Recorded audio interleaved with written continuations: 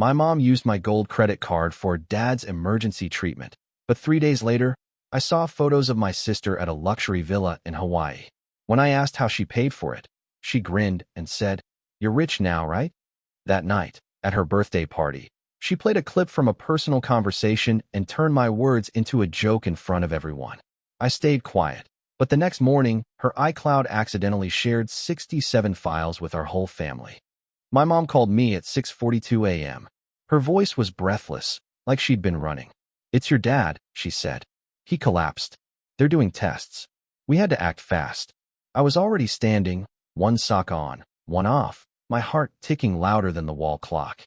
She paused, then said the part that broke something I didn't know could break. "I used your gold card." We didn't have time. My chest tightened. "Of course," I said. "Anything he needs." I sat down on the edge of the bed, fingers cold around the phone. The gold card. My emergency-only card. No spending limit. No shared access. Just in case. But I didn't argue. I never did. Not when it came to them. That was Monday. By Thursday, my sister was in Hawaii. I knew because the photos started to pop up like mosquito bites. First, a boomerang, a champagne glass clinking beside an infinity pool. Then a shot of her in a silk robe, toes painted coral, lounging on a balcony that overlooked the sea. Villa Dreams, the caption read. Soft life. I didn't feel anger then, just a familiar ache, like realizing too late that I'd been left out of the story again. I stared at the screen until my eyes blurred. When I texted her, it wasn't accusatory. It wasn't even cold. "How'd you swing this?" She answered in under 10 seconds. "You're rich now, right?" That was it. No shame. No explanation. Just those 5 words and a kiss emoji like this was a private joke we both understood. I didn't reply. That night was her birthday.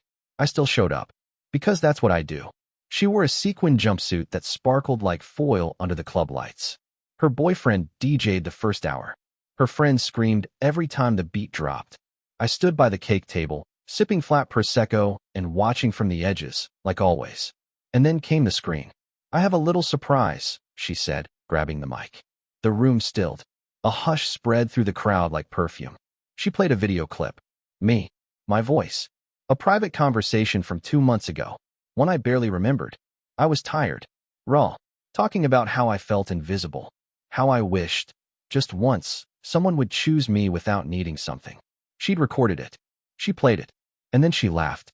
"Drama king energy," she said, and everyone laughed with her. I stood there, eyes dry, pulse calm. I didn't move. Didn't defend myself. Didn't explain. I just stayed quiet. Because I had learned long ago that silence could cut cleaner than any scream. They thought that was the end of it. They thought I'd go home and swallow it, like every other time. But the next morning, something happened. I used to let these things slide, hoping it would earn me a place. But silence had only made me invisible. Her iCloud glitched. 67 files auto-shared with every synced contact in her address book, including our mother, our aunts, our cousins, and me. Screenshots, voice memos, text drafts never sent, notes that were never meant to be seen. Every mask slipped at once. And suddenly, I wasn't the one exposed. The files weren't just embarrassing. They were damning. Seeing how they joked about me behind closed doors didn't hurt. It clarified everything I tried not to admit. Screenshots of group chats, without me in them. My mom writing, "Let's keep it small, just us," about a family reunion I'd offered to host. Voice memos from my sister, mocking my texts, my job, my voice. She had titled the folder Golden Boy Meltdowns. In one draft, she joked about training me like a credit Labrador. Swipe when needed, disappear when done. I didn't know what stunned me more, that she said it or that no one had ever stopped her. By 10 a.m., the damage was done. The files synced to the shared album we all forgot existed, the one we used for Grandma's birthday slideshows. Everyone saw them. Aunt Sherry texted a single word, "Wow." Uncle Tom just replied, "Is this real?" No one defended her. No one defended me either. I didn't say anything. I made coffee, ate toast, fed the cat, and then I opened my old external hard drive, the one I hadn't touched since last year. It clicked alive like it had been waiting. Inside was every receipt, every transfer, every debt I'd forgiven. I started organizing them. 5 years ago, I paid off the balance on our parents' second mortgage. They called it a temporary setback when Dad's business faltered. Mom cried on the phone, just enough to sound sincere. I wired $42,000. No contract. No thank you. Just a photo a week later of their new living room furniture with the caption, "Fresh Start." 3 years ago, my sister called sobbing at midnight. Her tuition check had bounced.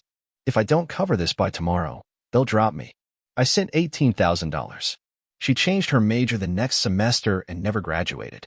2 years ago, they asked me to invest in Dad's new venture, a boutique fitness and wine bar. I declined. They guilt me. Mom said, "It's just money, and you have more than us." I caved. Another $25,000 gone.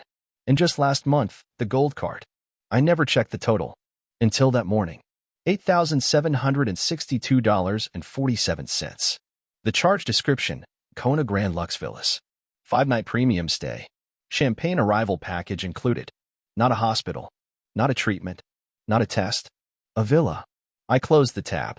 My hands were shaking, but my jaw was steady. They hadn't just used me. They designed their life around my silence. It hadn't started that way.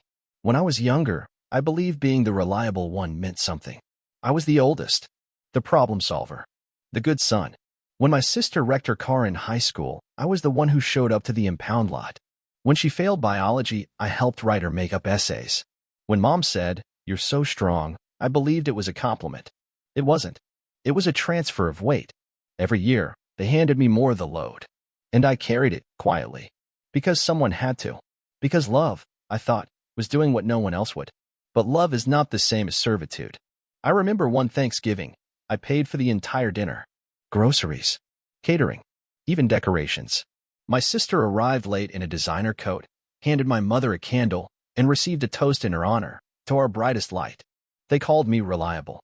Grounded. A rock. No one wants to toast the rock. The worst part? I never asked for repayment. I never even asked to be seen. Just not to be mocked. Just not to be erased. They couldn't even give me that. When I was 14, I overheard my mom on the phone with her sister. She said, "He's not like Sierra. He's safe. You don't have to worry about him." Safe. That was the word they built their life on. They knew I wouldn't retaliate. They knew I wouldn't raise my voice, wouldn't storm out, wouldn't cut them off. I was the safety net. Until I wasn't. Because that morning, as the text flooded in, as silence took root in the family chat, something clicked. I wasn't angry. I was done. It's strange how calm clarity can feel. Letting go wasn't a decision. It was an awakening. That's when I called my lawyer. My lawyer's name is Devin Hart. We met 5 years ago when I helped him with a pitch deck for his startup. He owed me a favor. I called it in. "I need to trace a pattern," I said. "Family. Financial. Possibly fraud." He didn't even hesitate. "Send me everything." I did. Bank statements, credit reports, text transcripts, even old email threads I had archived and forgotten. Devin combed through them like a surgeon. 2 days later, he called me back. "It's worse than you think." He found joint account activity I never authorized. A credit line opened in my name, closed quietly 6 months later. A forged signature. My signature. For a loan I never took.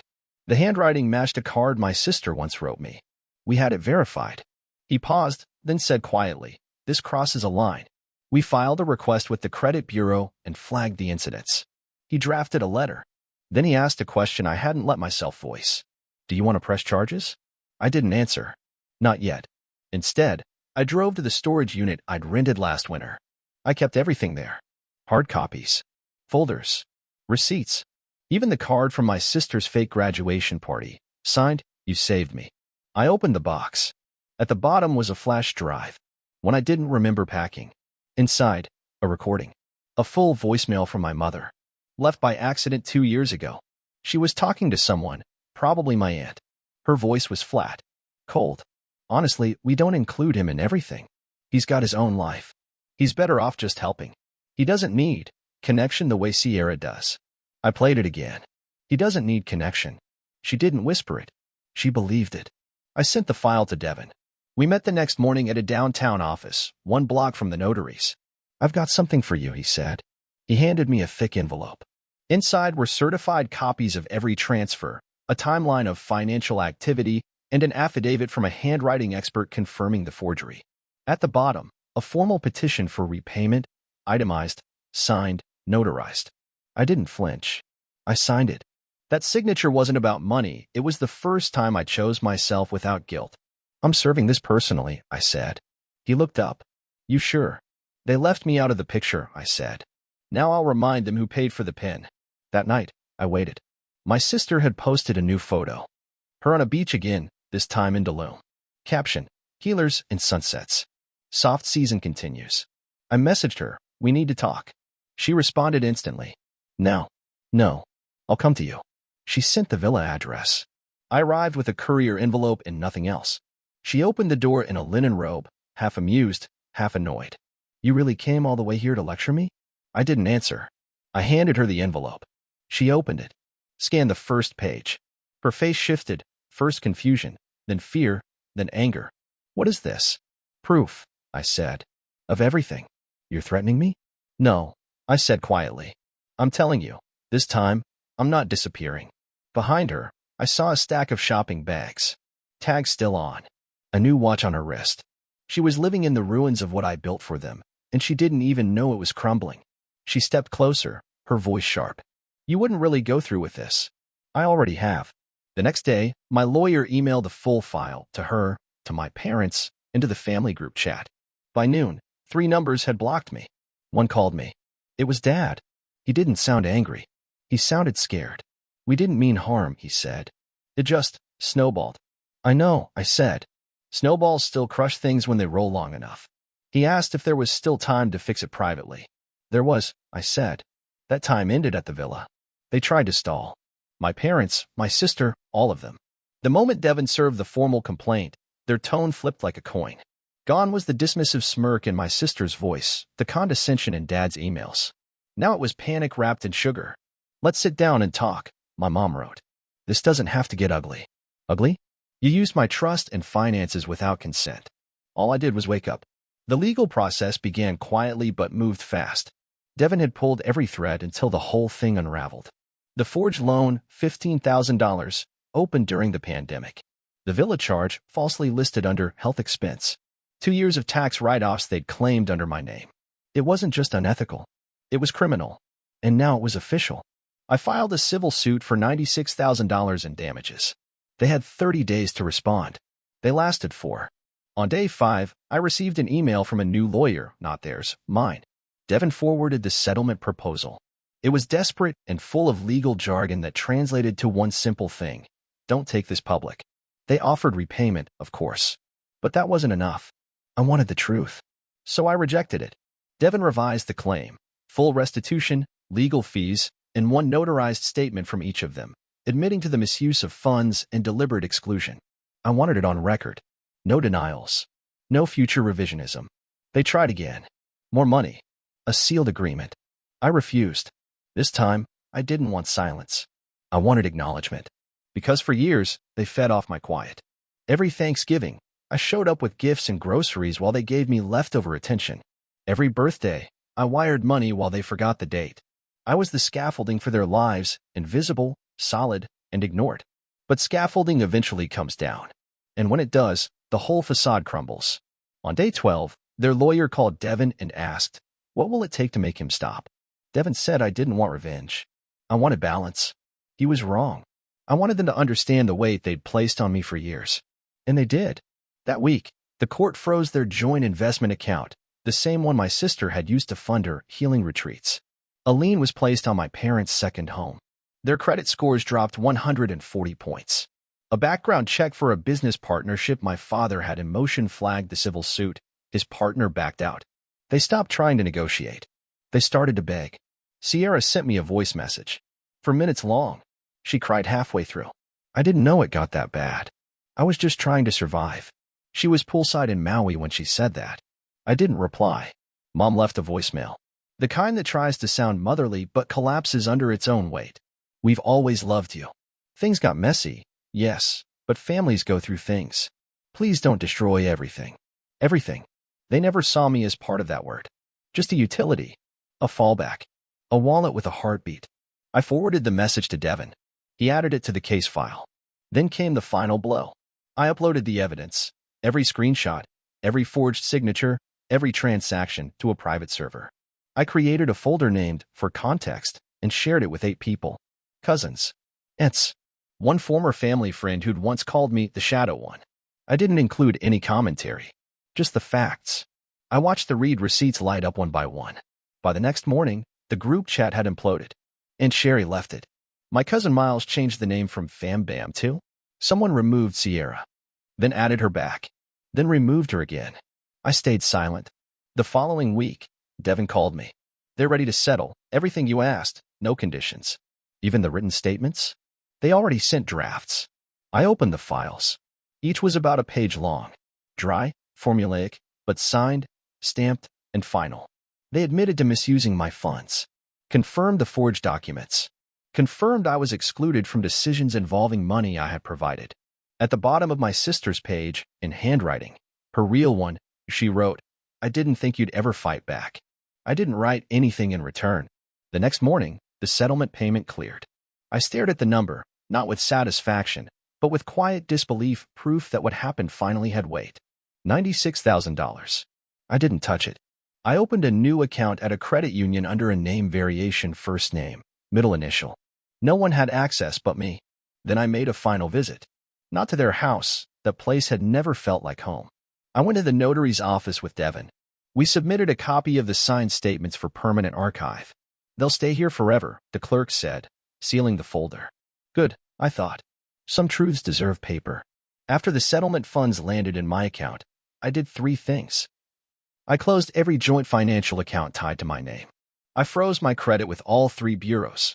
I legally changed my mailing address and set up digital alerts for all transactions.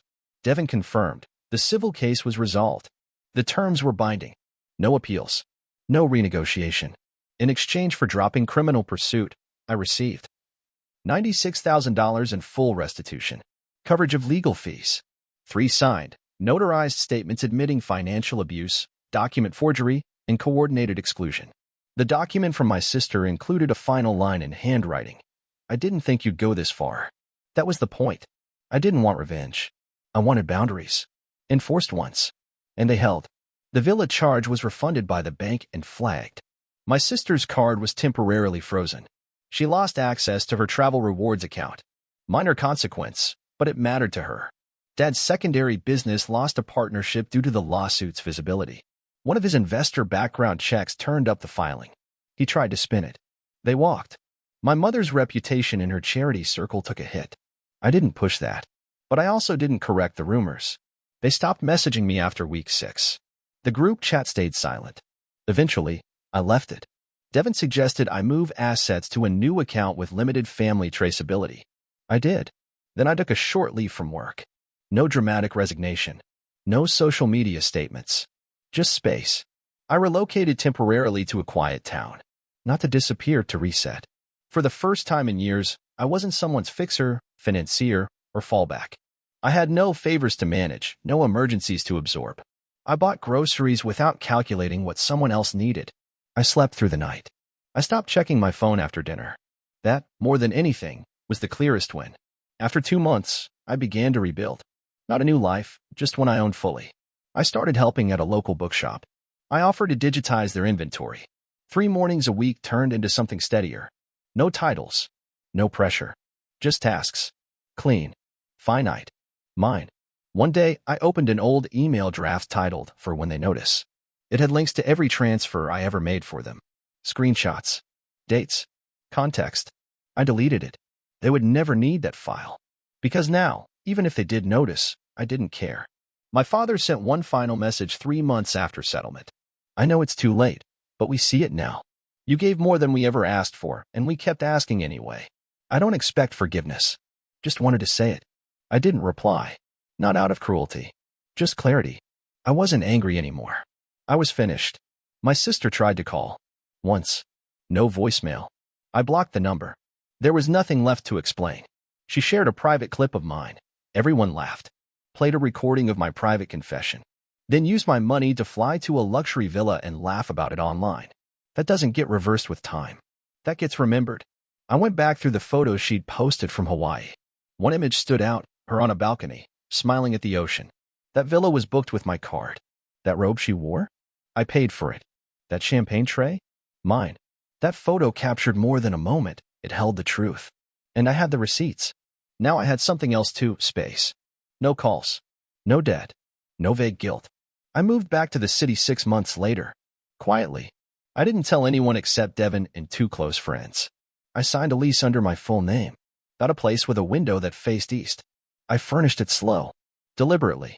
Nothing borrowed. Nothing compromised. I built a life with no backdoor access for people who only remembered me when things broke. I no longer send gifts to their birthdays. I don't visit for the holidays. I didn't send a thank you when my mother mailed a framed photo from years ago, one where I was cropped out slightly, standing at the edge of the group. They never forgot me.